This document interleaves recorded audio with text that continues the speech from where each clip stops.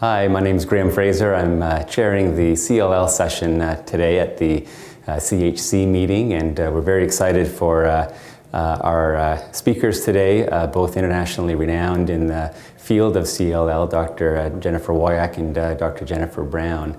The themes this year are going to focus on an overview of frontline management of CLL. There's been some important developments in Ontario over the past year in terms of access to novel prognostic markers, including the immunoglobulin heavy chain gene mutational status and access to p53 mutational testing, which is likely having an important impact on patient care as we now have access to frontline ibrutinib for these high-risk patients. And this is a group that historically have not done as well with traditional chemoimmunotherapy and now have an option of treatment with a targeted therapy if it's appropriate.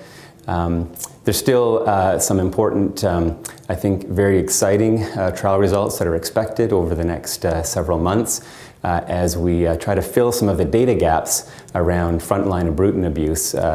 There, to date, is not any randomized data comparing frontline ibrutinib to standard chemoimmunotherapeutic regimens, and we're eagerly awaiting the results of the Alliance North American Intergroup trial, which should be presented later this year at ASH, and will give us some very important data around the potential use of ibrutinib in this setting.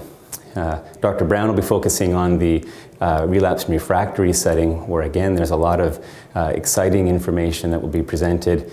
The challenges of accessing novel agents do remain in Canada, particularly with regards to venetoclax, but there has been approval of venetoclax monotherapy through the PCODER mechanism in Canada, and we're hopeful that there will be access funded access to help us manage our patients. And there's also been recent Health Canada approval for the venetoclax and rituximab regimen in the relapse setting.